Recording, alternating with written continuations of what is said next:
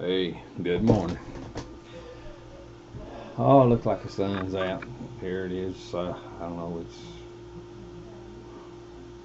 around the 15th, 16th of March, here 2019, in the coal country, West Virginia.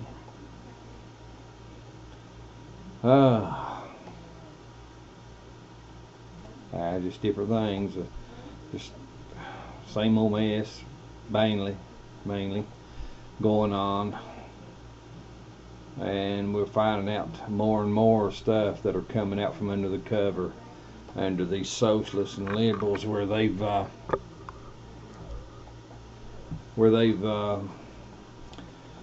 backing how they've been doing business in the background, their words, and how they're attacking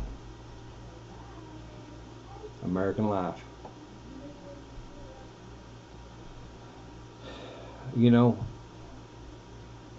America's not perfect, but our forefathers never envisioned a perfect nation. They never envisioned a perfect government, a perfect this or that. They did envision setting things up on a godly, moral essence, and letting truth and honor serve justice that would in return serve people. At the signing of the Declaration and around that time of independence, and around that time, our first president, in order to have a free country, he knew he had to free his slaves. He said, you could basically hear him say, "Well, I can't claim a free country if I own slaves myself." So, undoubtedly, God had been working with his conscience, or working with him, dealing with him, and he did. He freed his slaves, and this nation was started on a course after going through all the hell from the first time we set foot over here, the Christians set foot here, until the time that we signed the Declaration of Independence and we become an independent nation. There was a lot of hurt went on. Christians left England, came over here looking for a new life. Old English rule tried to follow them over. They destroyed the relationship Christians had with the Native Americans because of that garbage. And it just stuff this, we just went through war, from time to time. The French ended up fighting the French too, and it just, all kinds of stuff went on. Then at the signing of the Declaration of Independence, there was, I forget, is it 54 or 56 people in that room that signed it, and I think it was something like 48 or 50 were clergymen, church people, preachers, and just people in church and stuff, and four of them, and let's see, what was it? Four of them weren't preachers, but they believed. They were Christians. Devout Christians. Two of them that weren't Christians at the signing, I think, was Thomas Jefferson and John Adams. I'm not positive. You can fact check me. It's fine. I don't mind. They weren't Christians, but they had said that they believed that the Bible should be the guiding or founding essence of this nation, because the Bible spoke for truth, it spoke for honor, it spoke for respect, it spoke for in forgiveness, it spoke in kindness and mercy and love. They believed that the Bible would be the founding principles of this nation. And that was awesome, man. That was awesome. For a country to begin in that essence, it's a very awesome thing. It's wonderfully awesome. And we were set on a course.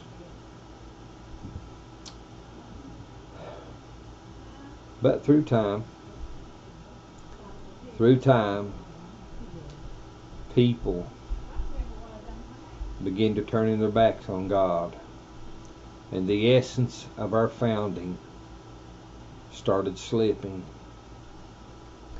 People started getting into offices of authority and power that had started letting their conscience had already been tainted. They started letting things slip and slide in their lives, and then began wanting power instead of searching for the good, for the moral good, for the honest, godly, moral good of people.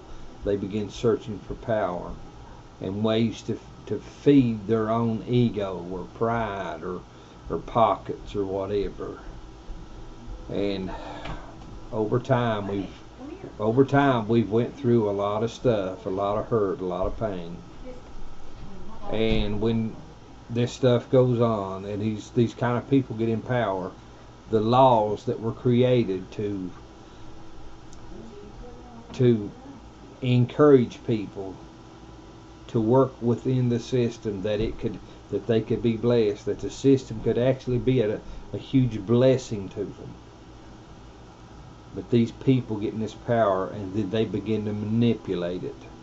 They manipulate the system. And today we're looking at a democracy that is being manipulated. We have socialists,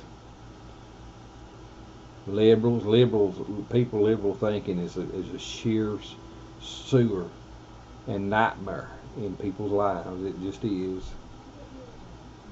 But they do this stuff, and today we have liberal media that's just, it's unreal.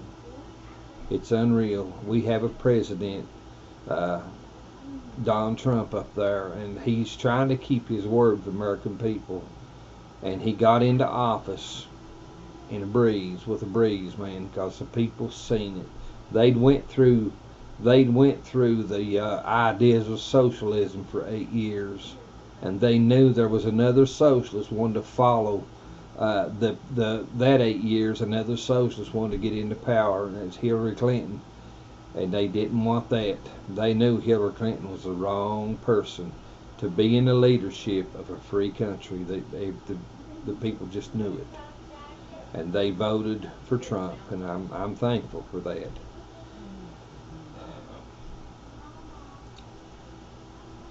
But the lies haven't stopped.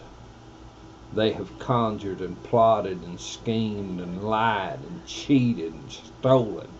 They've done every damnable thing you can imagine on the left side to try to get grounds to remove Trump or get grounds to have him discredited.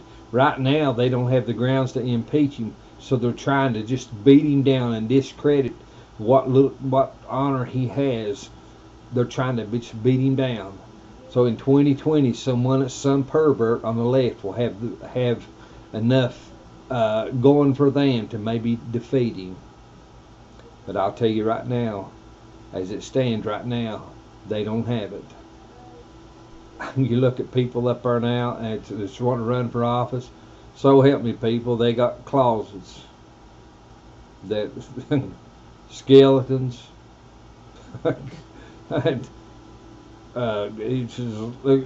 and popcorn tins full of poop. I mean, it's unreal what these people are.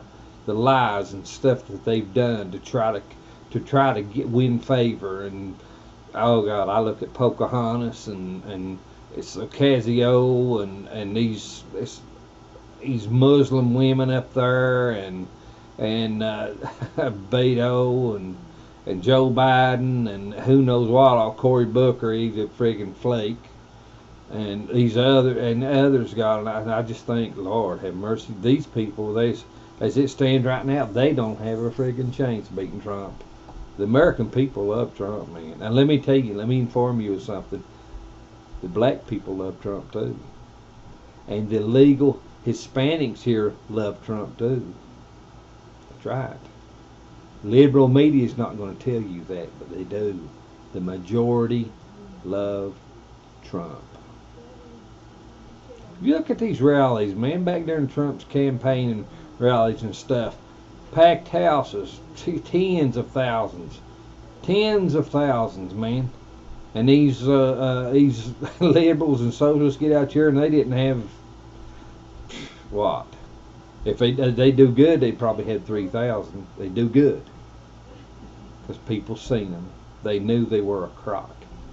They knew they wasn't nothing but a lying crock, man. Didn't want nothing to do with them. And Donald Trump hit 270 of the Electoral College and just smoked their little old butts. That's awesome. Loved it. Loved it. And now they want to change the Electoral College. They want to go for the popular vote. They want, now listen, I want you to get a hold of this. They want to go for the popular vote. And the popular vote would give them a bigger chance of winning in the big cities like New York and maybe I don't know, Los Angeles or whatever. But see, what you got to remember is this: you look at New York, you look at Virginia, you look at these judges, governors, and senators and things that are backing this abortion at birth thing. Do you realize that Hitler had people, doctors and stuff, doing experiments on people?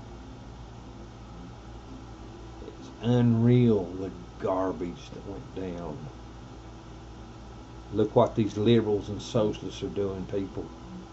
The same friggin' pitiful, smelly mess is being done within the minds and the hearts of these liberals and these socialists.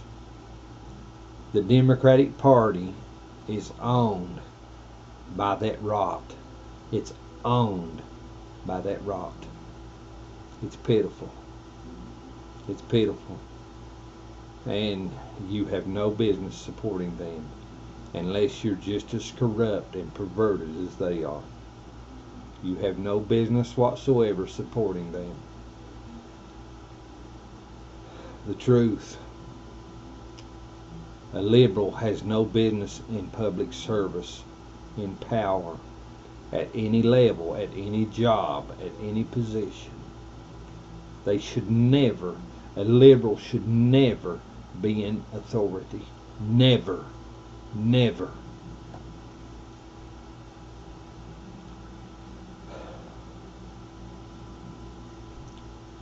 Seen a post on Facebook here, it's probably been on before, but I've seen it here within the last week, and it's talking about Venezuela. Said Venezuela was something like the fourth strongest economy in the world at one time, like, maybe 15, 20 years ago. They give about 4 or 5 different ratings that Venezuela was a smoking good economy. They's in good, financially, they's in good shape. Great shape. But you know what it also said? It said within 12 years of socialism getting control in Venezuela, within 12 years, Venezuela crashed. Crashed and burned. And now they're over there in civil war. The people are trying to fight off that friggin' socialist attitude. Trying to kick it out of office so they can gain their lives back, get their lives back. It's pitiful. And to think we have people in this nation that are walking down the same friggin' poop hole. I mean, you look at these people. Look at them, people. They think you can just throw health care out there like it's nothing. They think you can just welcome illegals in like that. God told me, people, years ago, it's been 8-10 years ago, he told me, he said, they're crashing your economy. You're being subdued. That's what he told me. A few weeks later, he told me, you're being subdued. Now look what they're doing. These socialists think they can add 30, 50, 90 trillion dollars of debt. Don't tell me God that wasn't in what he said. Don't tell me that I was hearing voices from out in the blue. I know what I was told, people.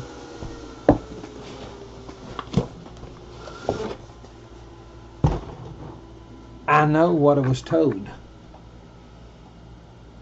I was told the truth.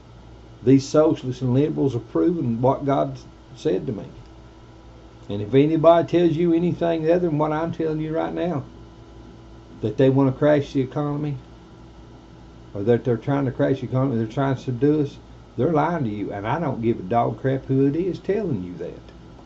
They're lying to you. I know what God told me. After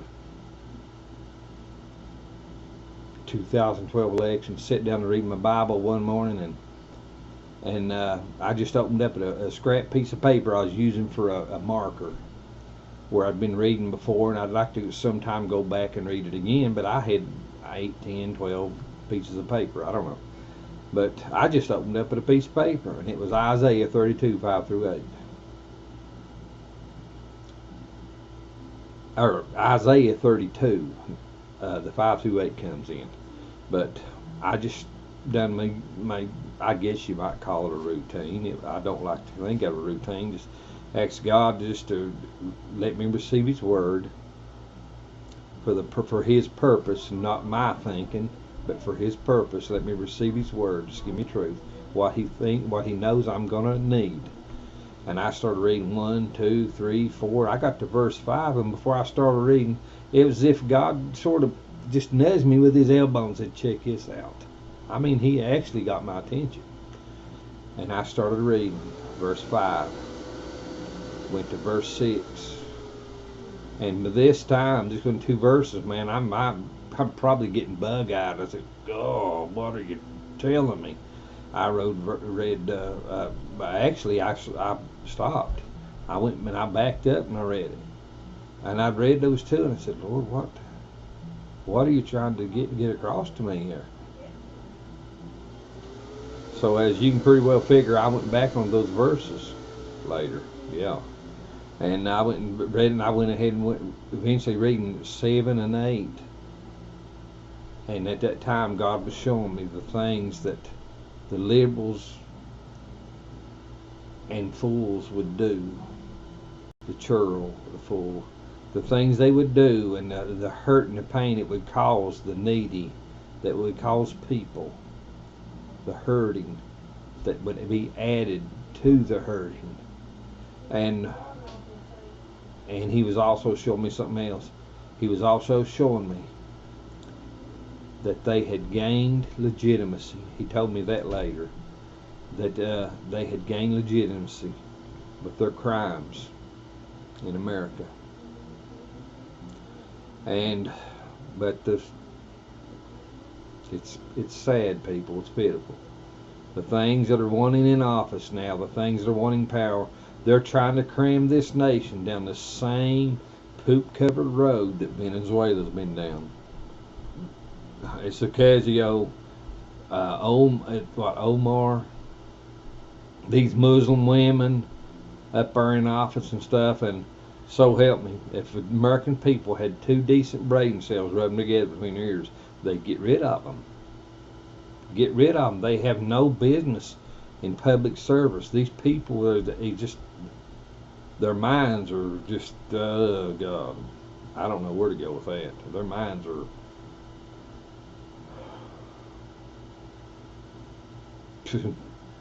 I don't know. But we're facing a lot of things. They're trying to shovel poop on our president to discredit him and disprove everything he says. You know, right now Donald Trump has done more for this nation in 2 years than probably the last 3 or 4 presidents done in all the time he was in. That's a fact. It's a fact. Done more to help this nation. Trying to get our credibility back in the world, our standing, our honor. Trying to get a peace with a country that blatantly, man, screaming, and we'll be able to bomb America, we'll do this. And right now, they over North Korea, built those nuclear weapons and stuff, and they think that they can hit some American cities with them. And Trump try and get a peace with them, so won't have to go to war with them. And hey, if they get feeling too briggity, he's already said or let it be known what's going to take place. But now what you got to remember is this: Russia and China are supporting North Korea. They're backing North Korea. Russia and China are holding hands. We need allies. The only way America can get allies is to show our honor and prove our honor and our word to other countries. And more countries are coming back into America and getting back strong with us. We started losing some when Obama was in. That wasn't nothing but a sick mess. But that's what it's going to take. Before, these countries seen America before, and they said, we can work with these people, we can trust them. That was the relationship that Christianity and moral thinking had set up in this nation, in this government, that trust can be gained. And that trust garnered that honor garnered the trust of these other countries. They came on board.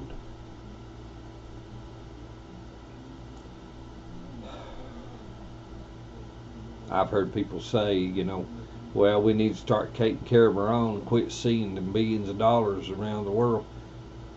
Listen, if you don't help them when they're hurting, if you don't help them, those socialists will. And those socialists would love to have those other little countries backing them and not back America. They'd love that. America's strong, but we're not that strong. We need allies.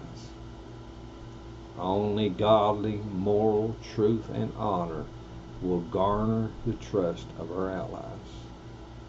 We need allies. I love you. Our president realizes that we need allies. He knows that. And he's working toward it. He's also trying to get some other countries to pick up part of the cost on what we've covered for a lot of years. People were $20 trillion in debt. We can't afford to cover that cost anymore. These socialists want to drive that debt through the roof. We've got to cut it off. Our president is taking steps to cut it off. He is the man of the hour. Listen, Donald J. Trump is the man of the hour for this country, for your state, for your county, for your community, for your home and family. He is the man of the hour. Support him. Back him. Lord bless you. May God give you peace and put a smile on your face that just unreal. Have a good one.